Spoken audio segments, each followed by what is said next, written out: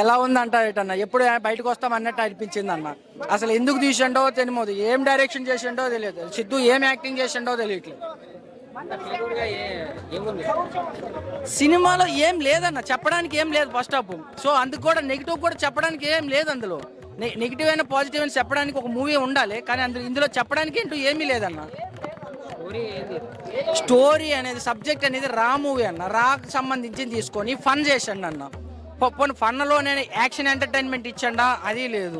Just మన కొన్ని సినిమాలు ఫన్ తీసుకొని మధ్య మధ్యలో కామెడీ చేస్తుండ, అది కూడా లేదు ఇందులో. అసలు బొమ్మరిల్ భాస్కర్ ఏం ఎంచుకున్నారో, ఏమనుకున్నారో, ఏం తీసింది. సాంగ్స్ ఏముందన్న, అసలు సాంగ్స్ మనం మళ్ళీ MP3లో వింటారు ఆల్మోస్ట్. ఎవరైనా సిద్ధు డ్యాన్స్ కోసం వస్తారు మూవీకి. ఇందులో టిల్లు 1 టిల్లు స్క్వేర్లో డ్యాన్స్ తీసండు. ఇందులో మరి డ్యాన్స్ చెయ్యాలా వద్దా అని ఆలోచించాడు.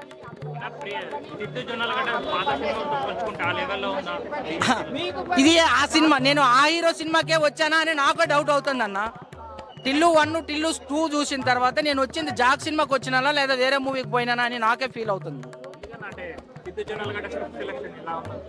ఫస్ట్ 2 సినిమాలు సూపర్ డూపర్ హిట్ అన్న. ఆయన ఈ సినిమాతో హ్యాట్రిక్ కొడతాడేమో అనుకున్నా, కానీ ఆయన ఏమంచుకున్నాడో లేదా, ఆయన మొత్తం ఎఫర్ట్ అంతా డైరెక్టర్ మీద పెట్టండి ఏమో.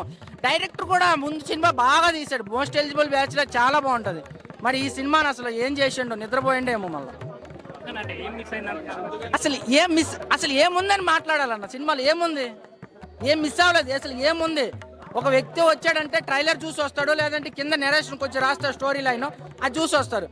ఆ స్టోరీ లైన్ తీసుకెళ్ళి ఎక్కడో పడేశాడు. నెరేషన్ అసలు ఏం లేదు, ట్రైలర్లో చూపించిందంతా ఏదో చూపించాలని చూపించాడు అంతే. జాక్ మూవీ చూసి వస్తున్నా, సినిమా అయితే ఓవరాల్గా అయితే నాకైతే మాత్రం చాలా అంటే చాలా బాగా నచ్చింది. ఒక ప్రేక్షకుడికి సిద్ధు జొన్నలగడ్డ నుంచి ఎక్స్పెక్ట్ చేసి వచ్చే ప్రేక్షకుడికి డిసప్పాయింట్ కాలేదు.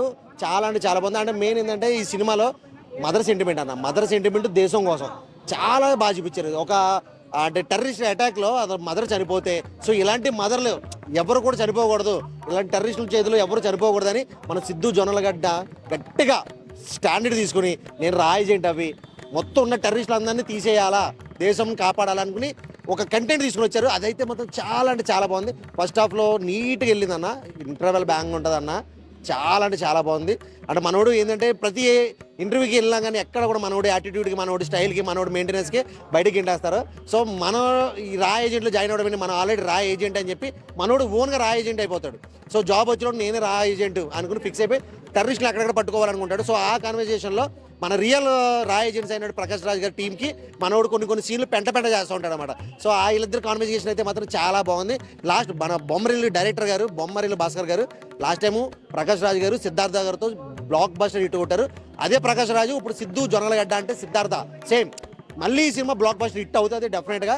సినిమా ఓవరాల్గా లాస్ట్ క్లైమాక్స్ అయితే మాత్రం అన్న గూస్ బంప్స్ తెప్పించాడు. నాకైతే ఒక పుష్పాలు ఒక ఫైట్ గుర్తొచ్చింది నాకు, చేతులు వెనక్కి కట్టేసి కొట్టే ఫైట్. ఇదే ట్రైన్లో సీక్వెల్ వచ్చారు, చాలా అంటే చాలా బాగుంది. 25 మంది రా ఏజెంట్లను కాపాడి లాస్ట్కి జాబ్ కొడతాడు.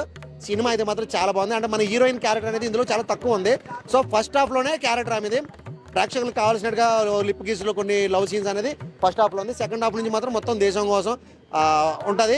ఈ దేశం కోసం అంటే ఏదో సీరియస్గా అన్ని సీరియస్ సీన్లు ఉంటాయేమో అనుకుంటారు, కానీ లేదు, ప్రతి సీన్ కూడా కామెడీ చేసుకుంటూ దేశం కోసం కష్టపడడం, అది కంటెంట్ ఏదైతే ఉందో డైరెక్టర్ గారు అది ఫాలో అయ్యారు. చాలా అంటే చాలా బాగుంది. లాస్ట్ క్లైమాక్స్ సీన్ అయితే మాత్రం మారులెస్ అని చెప్పుకోవచ్చు. సినిమా ఓవరాల్గా సూపర్ హిట్.